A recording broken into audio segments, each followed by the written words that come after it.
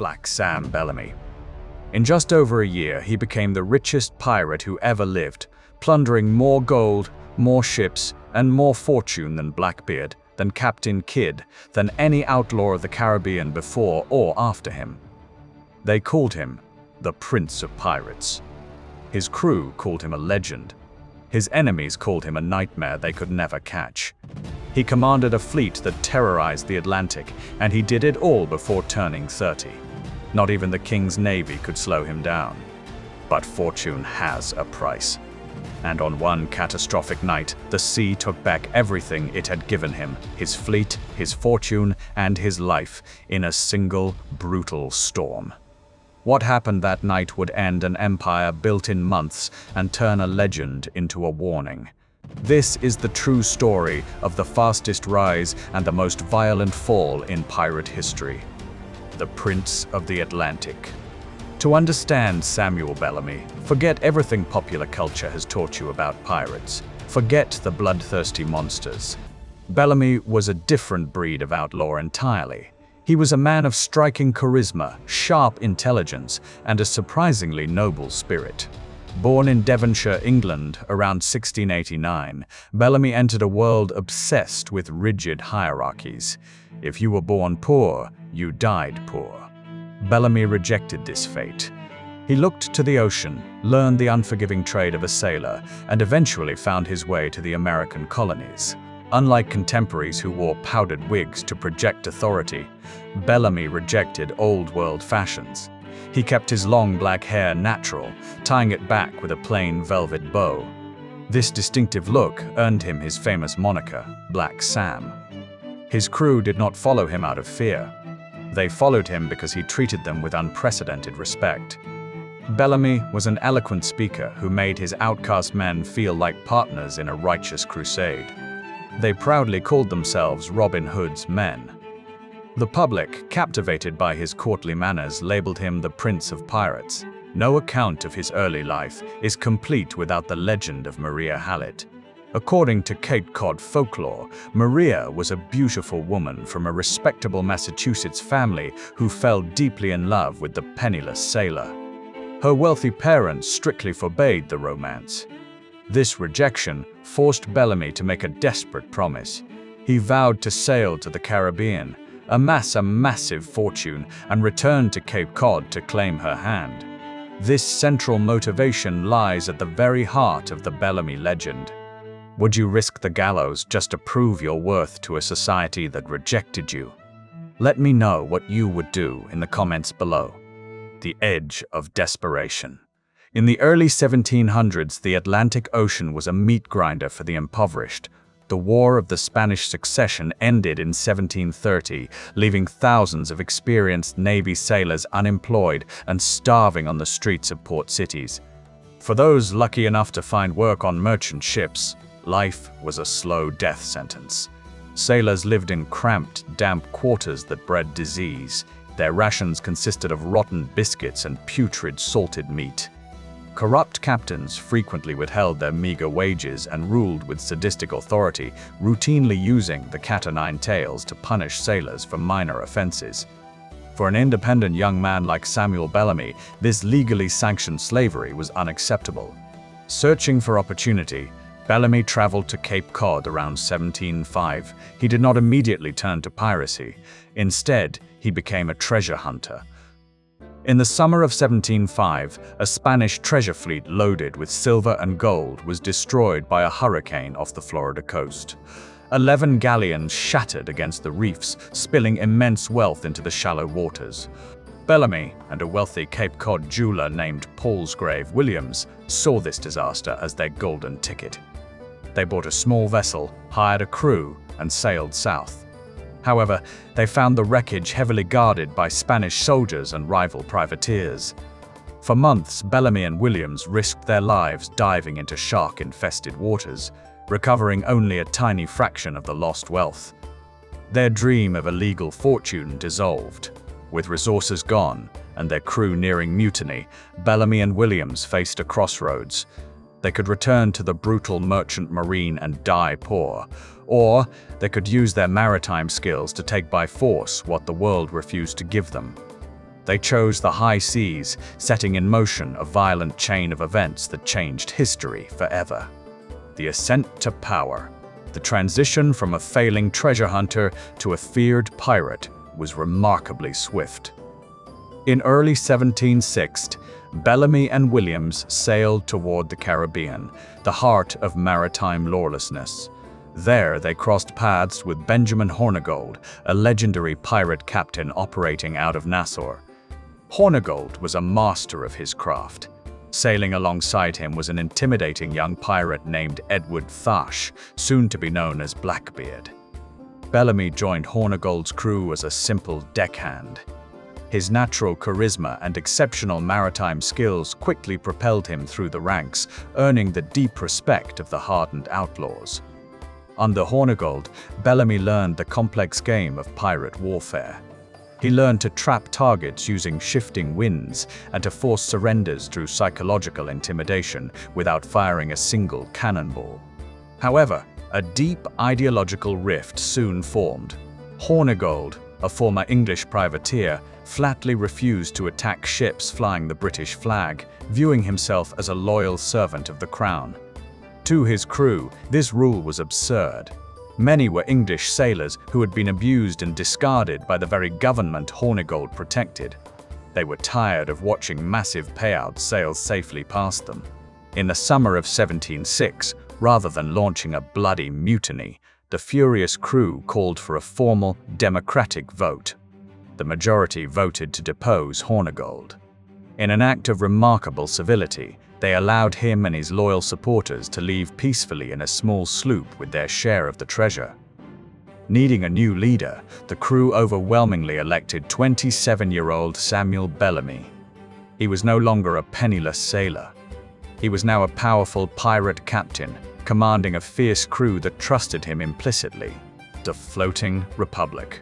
To understand why Bellamy's crew was fiercely loyal, you must look at how his ships were run. A pirate ship under Black Sam was not a dictatorship, it was a functioning democracy, operating during an era dominated by absolute monarchs and cruel overseers. Long before modern revolutions popularized liberty and equality, pirate crews practiced them on the open ocean. Every man on Bellamy's ship, regardless of social standing, nationality, or skin color, possessed an equal vote. They voted on where to sail, which ships to target, and whether to engage in battle. If the crew felt Bellamy was no longer acting in their best interests, they had the right to vote him out of office immediately. The division of captured treasure was remarkably fair.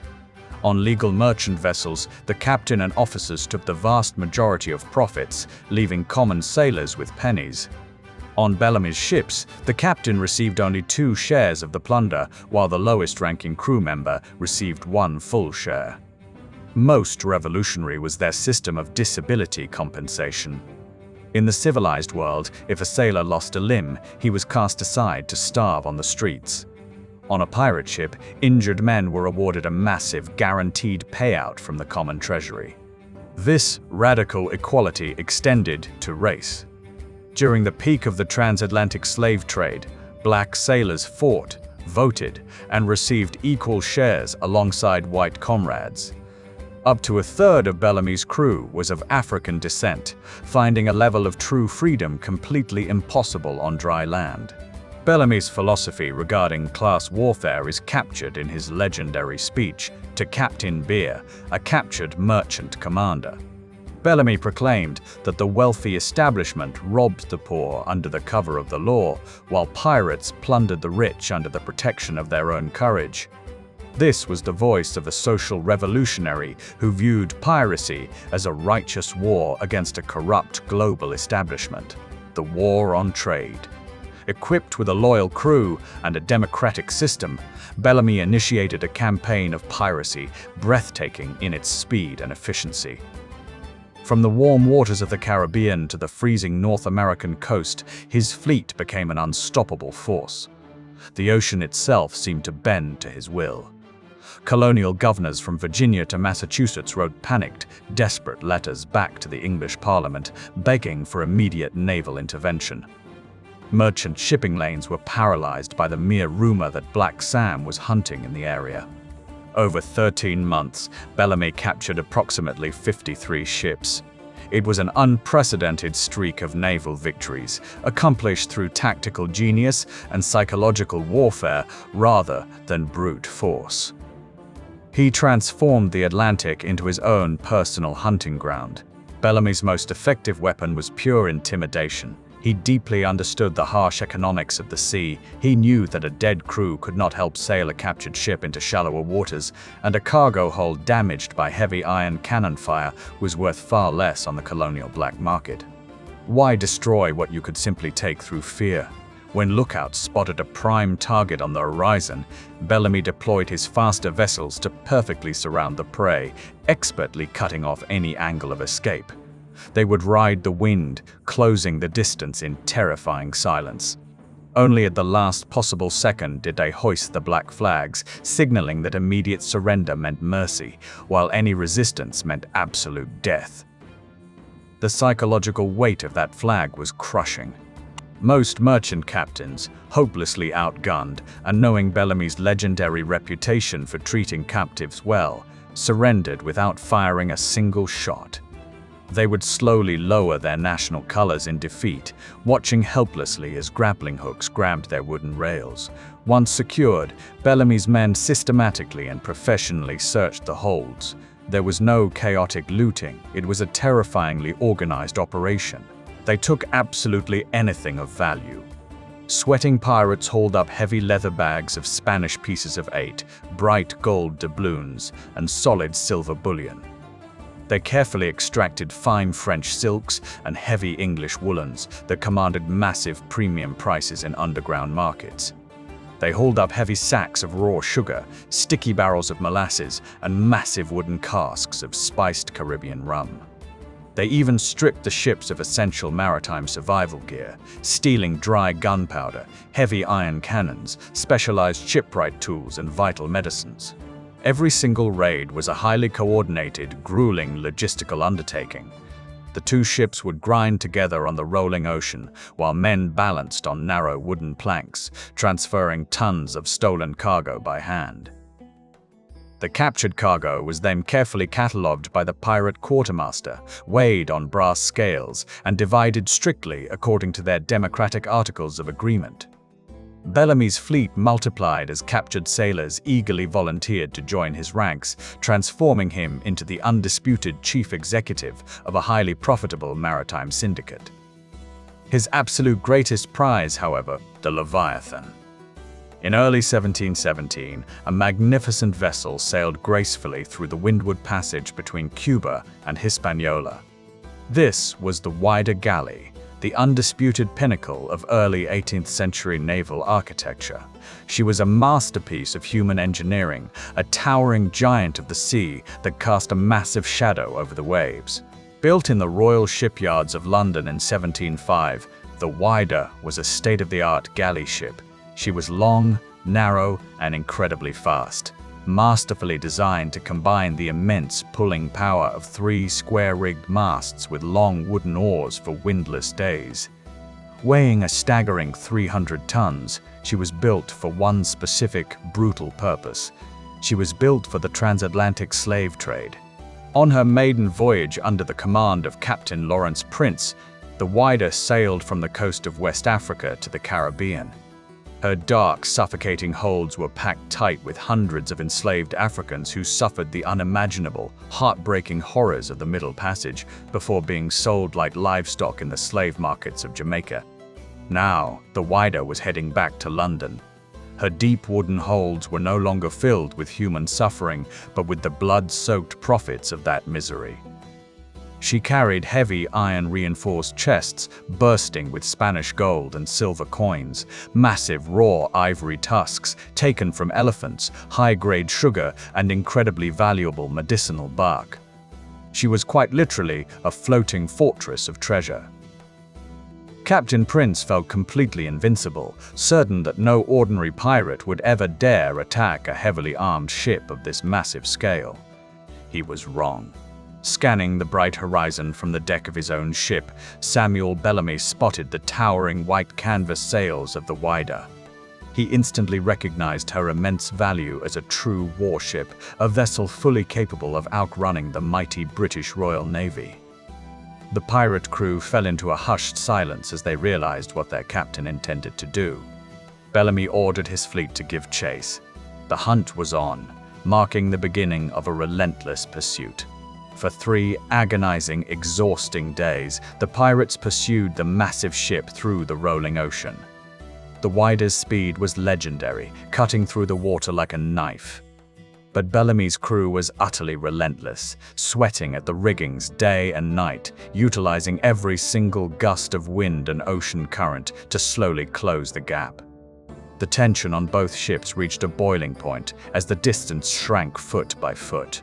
When Captain Prince finally looked through his brass spyglass on the 3rd day, he saw a terrifying sight.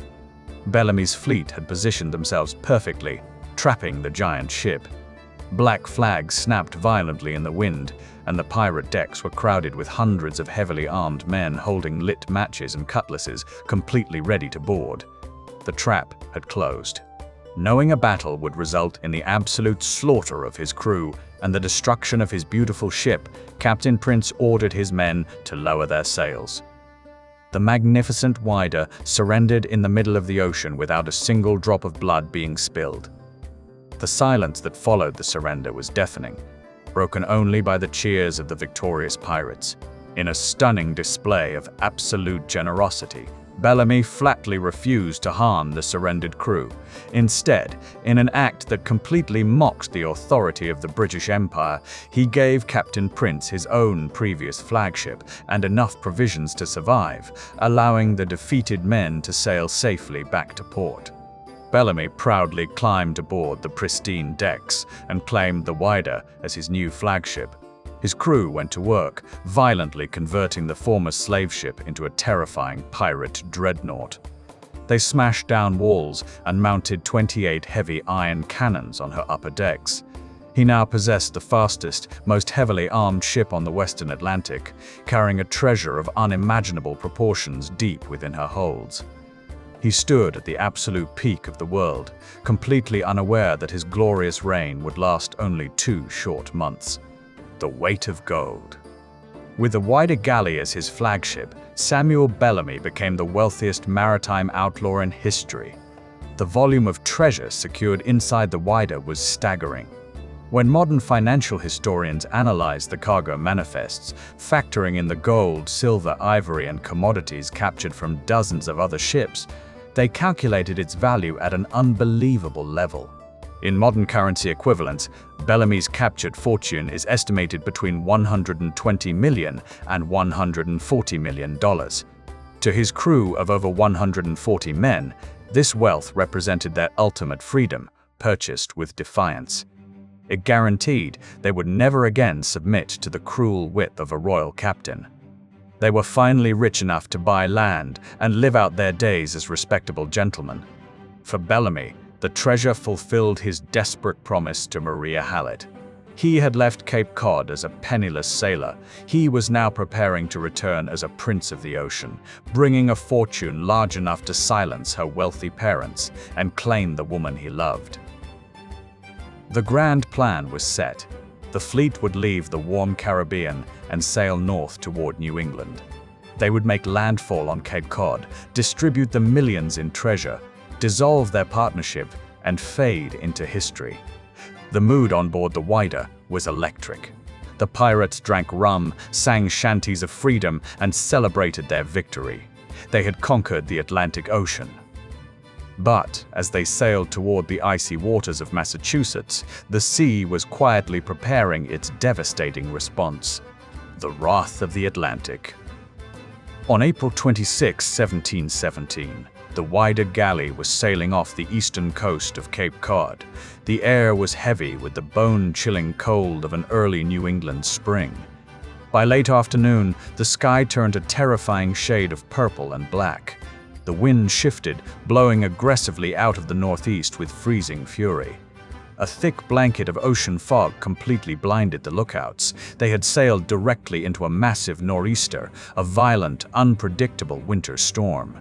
Within hours, the storm reached hurricane strength. The wind tore the canvas sails into ribbons. Massive 50-foot waves, cold as ice, slammed into the hull, sending tons of freezing water pouring over the decks. The hardened pirates were completely helpless against the raw power of the ocean. The greatest danger was the land itself. The outer coast of Cape Cod is a deadly maze of shallow sandbars. Blinded by heavy fog, Bellamy had no idea how close they were to the shore. The howling wind pushed the heavy warship directly toward the shallows. Bellamy ordered the heavy iron anchors dropped to hold the vessel steady, but the massive waves simply lifted the enormous Whydah and snapped the anchor cables like rotten twine. Around midnight, splintering oak echoed through the storm. The Whydah's bow struck a sandbar, grounding hard just 500 feet from the beach of Wellfleet. The impact was catastrophic. The mainmast snapped, crashing onto the deck and crushing terrified men. Within minutes, relentless waves rolled the helpless Whydah onto her side. The heavy weight of the 28 iron cannons became her doom. The top-heavy vessel capsized, trapping men in the freezing waters below deck. The crushing surf snapped her wooden spine, breaking her into shattered pieces. The heavy chests containing the treasures of 53 ships fell into the sea, instantly buried by shifting sands. Through the howling wind, the desperate screams of 146 men echoed across the beach. They clung to floating wreckage, but the freezing sea showed no mercy. One by one, the numbing cold dragged them down. Of the roughly 146 men aboard, only 2 survived the swim to shore. Thomas Davis, a Welsh shipwright, and John Julian, a Native American pilot. Samuel Bellamy, the wealthiest outlaw of the Golden Age, died in the freezing water at 28, just miles from where he had promised to return. His empire and fortune were completely erased in a single night. The Ocean's Ledger. The morning of April 27, 1707, broke with an eerie calm. The violent nor'easter had passed, leaving the beaches of Wellfleet littered with the tragic debris of the Whydah Gally. The shoreline was covered in splintered oak timbers and the freezing bodies of over 100 dead pirates. Among them, historians believe, was Samuel Bellamy himself, though his battered body was never officially identified. The strict Puritans of Cape Cod immediately descended upon the beach. They did not find massive chests of gold, for the ocean had already buried the treasure deep within the shifting sandbars. Instead, they scavenged what they could, stripping the dead of their clothing and stealing any minor belongings they could pry from the cold hands of the drowned men. When news of the shipwreck reached Boston, the royal governor dispatched colonial cartographer Cyprian Southwark to salvage the treasure for the British crown. However, Southwark was utterly defeated by the environment. The waters were too cold, the currents too violent, and the sandbars terrifyingly unstable. In frustrated letters, Southwark reported that the ship was completely buried under tons of sand. He also complained that the hostile local population was actively hiding valuable items that washed ashore. Southwark's expedition returned to Boston empty-handed. The British Crown never saw a single silver coin of Bellamy's legendary fortune. As decades passed, the story of the Whydah transitioned into Cape Cod folklore. Locals told stories of the ghost of Black Sam Bellamy, doomed to sail through thick fogs, endlessly searching for Maria Hallett. The lost treasure became a myth. Countless treasure hunters searched the waters off Wellfleet for generations, but found nothing. The Atlantic Ocean had kept its secret, burying the richest pirate in history beneath 20 feet of dense sand. It seemed Bellamy was lost to time forever, until one determined explorer looked where no one else dared. The secret revealed. In the late 1970s, underwater explorer Barry Clifford became obsessed with the legend of the Whydah Gally. Unlike previous treasure hunters who relied on blind luck, Clifford approached the search with strict scientific rigor and historical analysis. He spent years studying the original maps of Cyprian Southwark, the cartographer who failed to salvage the wreck in 1717. By overlaying Southwark's centuries-old maps with modern satellite imagery tracking the shifting shoreline, Clifford identified the exact sandbar where the Whydah had broken apart.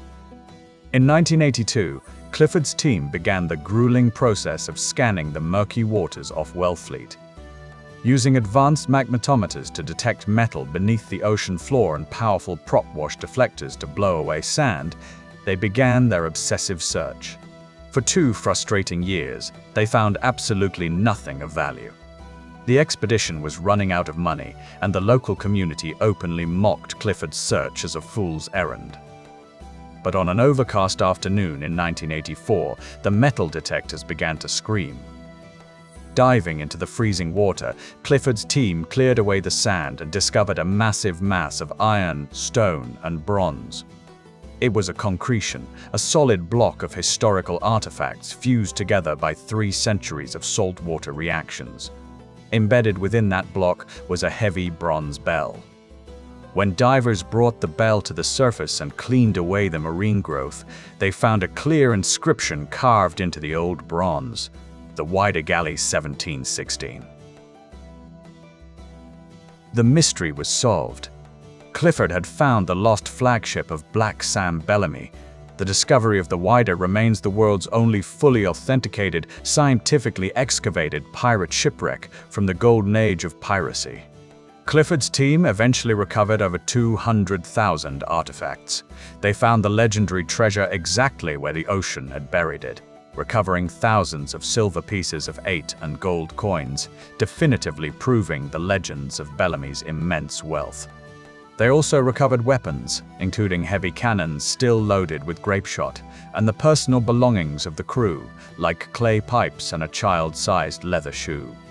These artifacts depicted not faceless monsters, but a highly diverse community of men who had built a radical society of their own. The sea's final verdict. The story of Samuel Bellamy is not merely a tale of high seas adventure. It is a sweeping tragedy of human ambition, serving as a haunting reminder of the fragile nature of earthly success. Bellamy looked at the rigged, unequal world of the early 1700s and simply refused to participate. He chose to live as a completely free man. Under his command, forgotten sailors built a floating republic where every voice was heard and wealth was divided fairly. He achieved everything he set out to do. He conquered the wealthiest trade routes on Earth and amassed a fortune that cemented his place as the wealthiest pirate to ever live. He had won the ultimate gamble against society. Yet, in the end, all the gold in his hold and the fierce loyalty of his crew could not save him from the indifferent power of a single New England storm. The richest pirate in history did not lose his fortune to the British Navy, to another pirate, or to betrayal. He lost it to one storm, and for nearly 3 centuries, the Atlantic kept his final secret.